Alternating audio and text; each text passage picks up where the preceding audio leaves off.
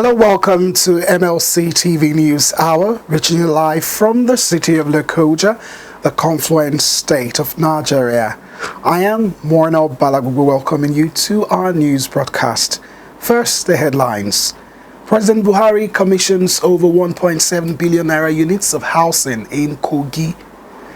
ASUU extends strike to May. Parents beg federal government, says demands met. Chad hands over former MILITIA leader to ICC. And President Buhari redeems houses allocated to 1994 Super Eagles team. And now the news in details. President Muhammadu Buhari has commissioned over 1.7 billion naira, 76 units of housing comprising 4 units 1 bedroom, 48 units 2 bedroom, 25 units 3 bedroom bungalows located in Lokoja, KOGI State. The breakdown shows that the building contracts were awarded in November 2016 at a total cost of 727 million naira, while the infrastructural contracts were awarded in May 2017 at a total cost of 490.5 million naira. Road, drains and asphalt finishing at the cost of 315 million naira. Electricity supply and installation of 500 kVA transformer is 83 million, and motorized borehole at the cost of 91 million. The president, who was represented by the Minister of State, Federal Capital Territory, Ramatu Tijanu Aliyu, stated this during the commissioning of the National Housing Program in Lokoja. The president noted that this housing estate is an example of the fulfillment of that promise of change. He added that with the support of KOGI state government, who provided the land, this place, which was once unused land amounting to no more than idle capital, had come alive and will now provide shelter for ordinary Nigerians. President Buhari stressed that this is a good example of some of the developmental possibilities that intergovernmental collaboration can produce, and he is optimistic that with the provision of more land, the federal government certainly can do more. President Buhari stressed that his desire and commitment towards improving the human condition and his message of change have another facet beyond job creation. Earlier, the Minister of Works and Housing, Babatunde Raji Fashola, in his speech, said there are many things to be said about the project, from its design to the economic impact and the social impact on the community. He noted, in terms of design, this project is the outcome of a national survey conducted by the Ministry and Housing to find out the type of houses Nigerians desire. The minister said that the survey revealed a prevalent need for bungalows in the north of Nigeria and flats in the south of Nigeria. The Minister of Humanitarian Affairs, Disaster Management and Social Development, Sadiya Umar Farouk, has flagged off the much-awaited Nexit CBN Agribusiness Small and Medium Enterprises Investment Scheme for exited N-Power beneficiaries batches A and B. Out of the 467,000 trainees who indicated interest, 75,600 will participate in the first phase of the orientation program, expected to lead up to the collection of loans of up to 3 million naira from the Central Bank of Nigeria if they qualify. At the flag-off ceremony in Abuja, the minister thanked President Muhammadu Buhari for his administration's unwavering efforts in eradicating poverty in the country and for supporting and sustaining the national social investment programs. Represented by the Permanent Secretary of the Ministry, Bashir Alkali, the minister congratulated the 467,000 trainees who indicated interest in the Nexit CBN program from the 500,000 batches A and B exited beneficiaries. It has been my desire that the exited batches A and B N-Power graduate beneficiaries will not be left unattended to for the ease of coordination. This training program will be conducted in phases. Let me also inform you that all the 36 states and the FCT are participating in this long-awaited Nexit training program. A total of 75,600 participants are in the first batch of the training. We will continue to train the remaining batches in no distant time. The Permanent Secretary, who was represented by the Director Planning, Research and Strategics, Raphael Ogeluno charged the beneficiaries to make judicious use of the opportunity. The National Coordinator, National Social Investment Program, Dr. Umar Bindi, advised the beneficiaries to take advantage of the CBN package to be self-reliant. At the end of the 5-day training, beneficiaries who qualify will receive loans of up to 3 million naira with a maximum tenure of 7 years. Airline operators, represented by the Chief Executive Officer CEO of Air Peace, Arlene Onyema, said that they cannot afford the cost of aviation fuel anymore. This was as the aviation fuel marketers have failed to convince the House of Representatives on why the prices of the product were hitting the rooftops on a daily basis. At the moment, the airlines are buying the fuel at 670 naira from normal price of 190 recently. He said that if they were to continue flying, an average Nigerian would spend 120,000 naira on economic ticket. He also demanded that the operators be given license to import the fuel to make life easy for Nigerians. He said, "Deputy Speaker, sir, nobody on this side of the divide has answered your question. You have been asking them one particular question. Everybody is dancing around it. What the Deputy Speaker wanted to hear is how much did they buy this fuel per litre? By now, you must have computed it. They are dancing around it and telling you stories. That is why you have been asking, sir." Before they came here, they were supposed to have computed their unit cost. After meeting twice within a week, stakeholders in the aviation sector yesterday placed the price of the aviation fuel at 500 naira per litre. This resolution would, however, be experimented for only 3 days from today, within which the Association of the Airline Operators and the major oil marketers were to engage themselves and work out modalities that will lead to the permanent reduction of aviation fuel price in the country. Group Managing Director GMD of the Nigerian National Petroleum Corporation NNPC, Mlc announced that the decision at the meeting of the stakeholders with Special Committee of the House of Representatives investigating the circumstances surrounding the recent price hike chaired by the Deputy Speaker Ahmed Idris Wase. He said, "We know this is a very difficult situation. We know that once aviation fuel increases, prices of flight tickets will certainly increase, and this can surely cost pains for Nigerians.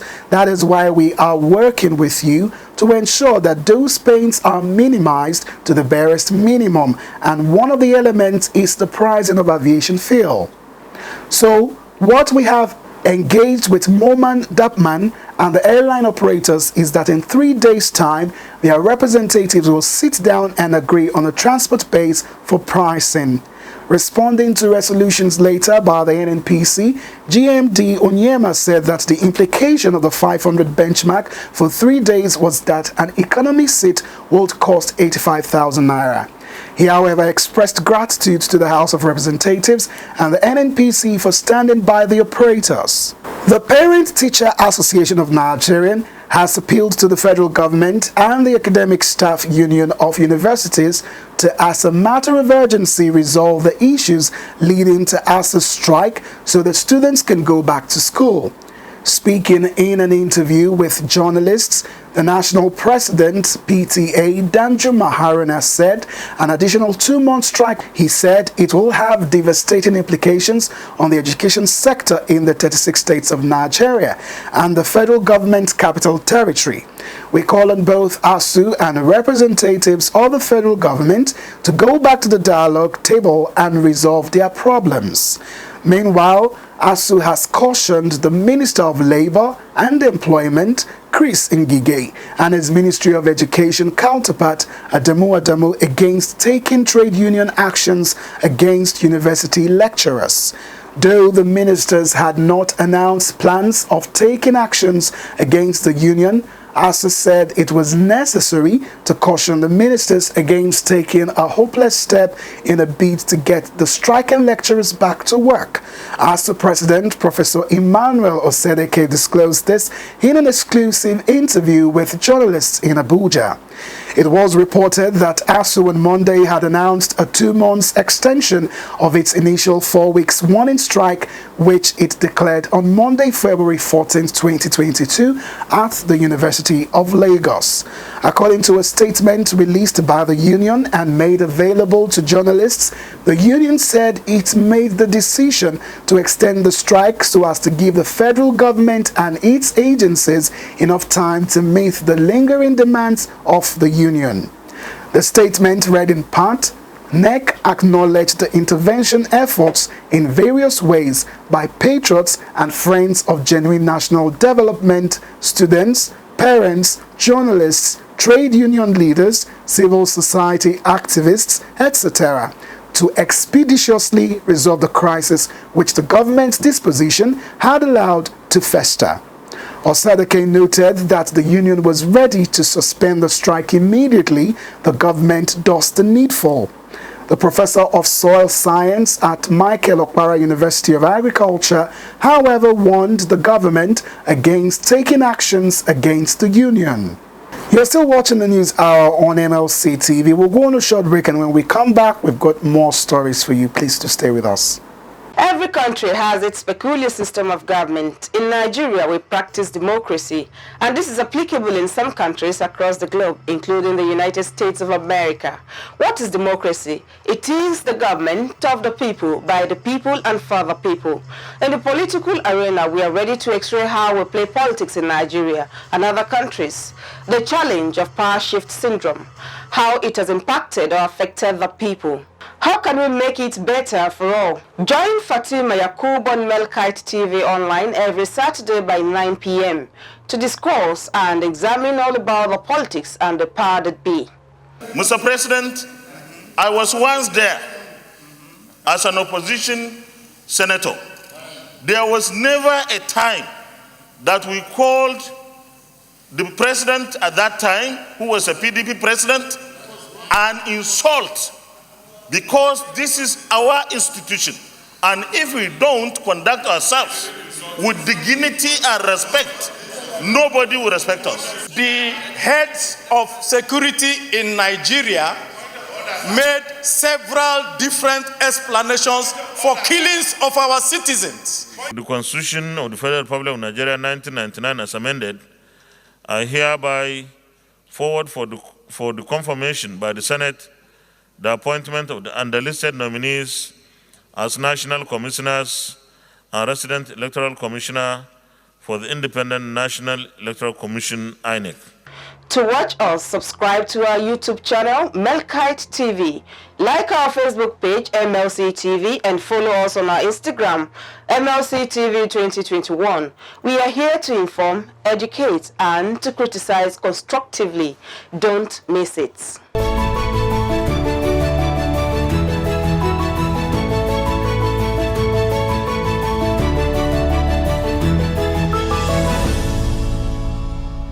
Hello, glad to have you back with us. Chairman, National Youth Council of Nigeria, KOGI State Chapter, has dissolved all activities of the Local Government Council Forum across the 21 local government areas of the state. The chairman made this known during an emergency meeting with the zonal vice chairman, local government coordinators, and state executives of the council in Lokoja. According to him, recent activities of the Forum of Coordinators of the Council at the local government has been raising serious concern to the well-being and the conduct of the Council.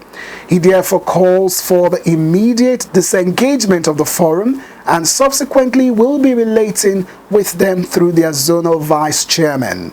On the non-payment of February subvention of some local government coordinators, Ogohi stressed that they would need to submit the list of executives as recently requested for and declined to submit, adding that those who had submitted have long been paid. He advised and cautioned that those who are yet to submit their list should do so to have access to their February subvention, while stating that the forum is his constitutional right to create and dissolve. He urged all the coordinators to adhere strictly to the pronouncement pending when internal issues concerning the forum of coordinators are resolved.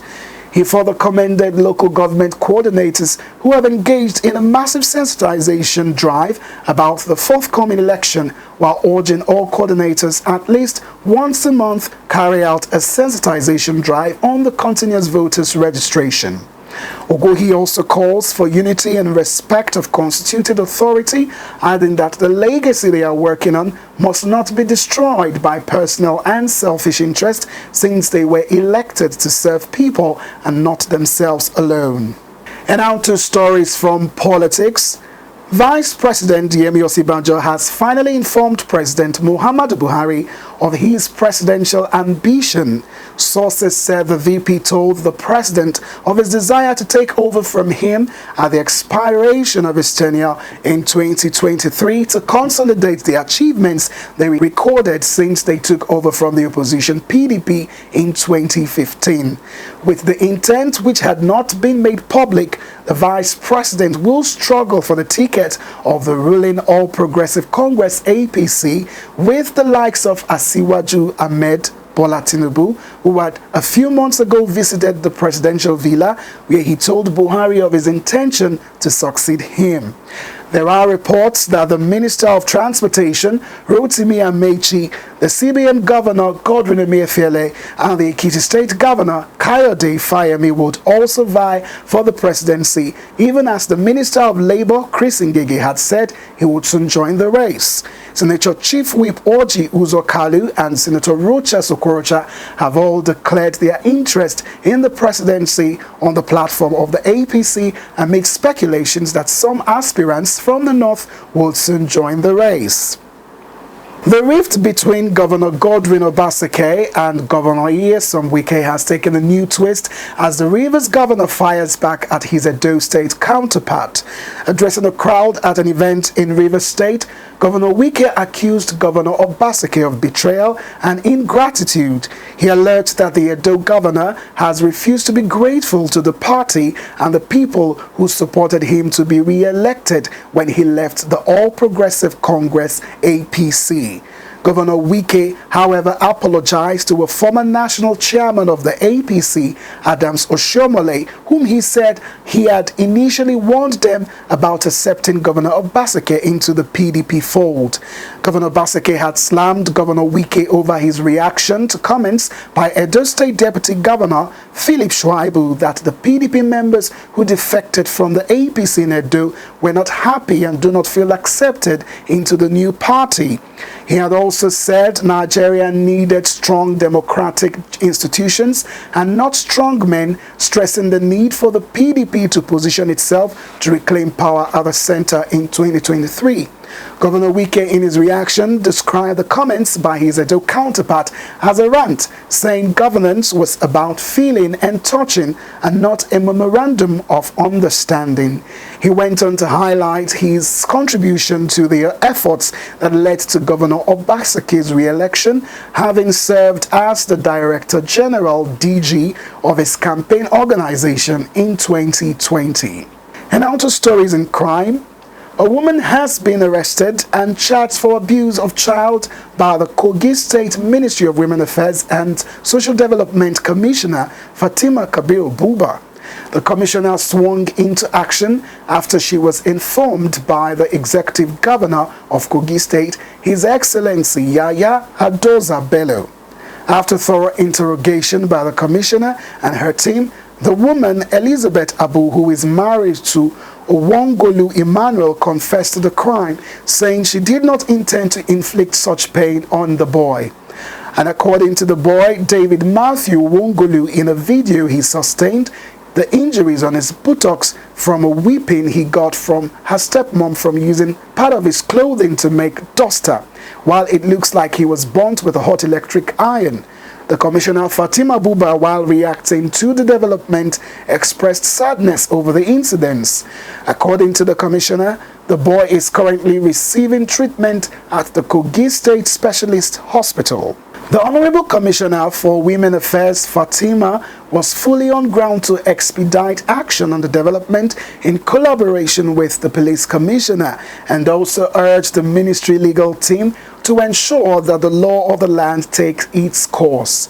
Both the Secretary to the State Government, Dr. Folashade Ayuade Arike, and HCWA were on ground to make sure the police do the needful. She will be charged to court.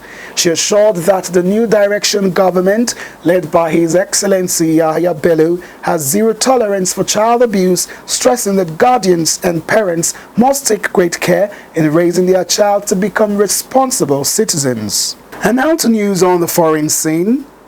The authorities in Chad have handed over former Central African Republic MILITIA leader to the International Criminal Court ICC. Maxine Geoffrey Eli Mokom was the leader of an anti-Balaka militia and is suspected of crimes against humanity and war crimes committed in 2013 and 2014. His arrest warrant was issued in 2018. The ICC said Mr. Mokom, 43, is suspected of being responsible for the extermination, forcible transfer of population, torture, mutilation, and enlistment of child soldiers, amongst other crimes. The Hague-based court said Mr. Mokom's appearance before a pretrial chamber will take place in due course, according to a statement. Violence in Kar started March 2013 after Muslim rebels known as Seleka seized power. The rule made the Christian rebels to form the opposing anti-Balaka militias. Thousands were killed and at least 1 million people displaced in Kar since 2013, according to the United Nations. Several leaders from both rebel groups were arrested for crimes committed against civilians. Chadian soldiers acted as peacekeepers in Kar after the 2013 violence, but withdrew after they were accused of siding with the Muslim rebels. And now to sports news.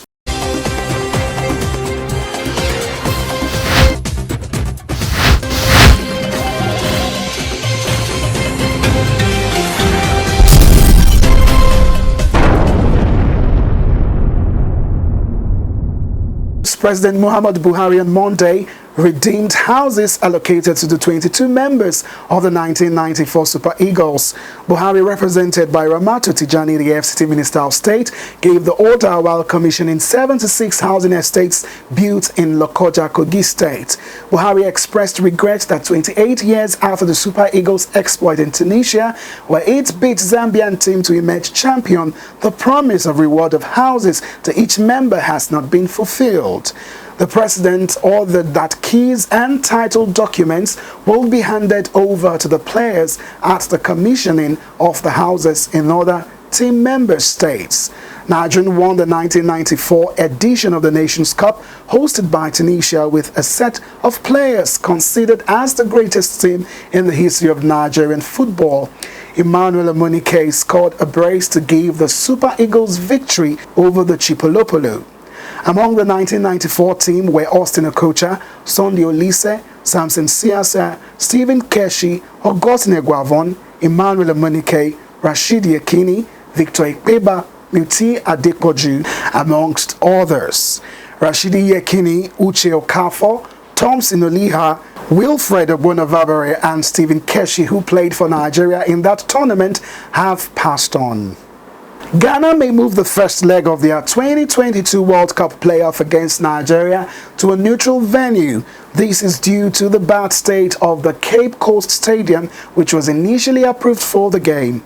There have been doubts about the pitch in Cape Coast after it hosted the country's 65th Independence Day parade. Although renovation works have begun on the field, it seems there might not be enough time to finish it before the clash. The Nigerian Football Federation, NFF, filed a petition to the Confederation of African Football, CAF, on the bad state of the pitch last week, and a CAF FIFA inspection delegation is now in Ghana this week to follow up on this. CAF had earlier turned down a request from Ghana for the match to be moved to the Baba Yara Stadium in Kumasi.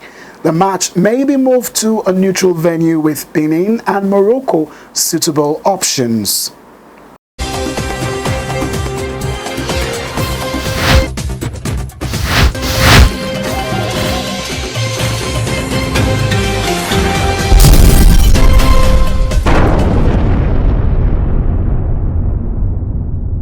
And that is the size of our package today. Join us tomorrow at this time to watch our news as we give you updates on headlines within and across the globe.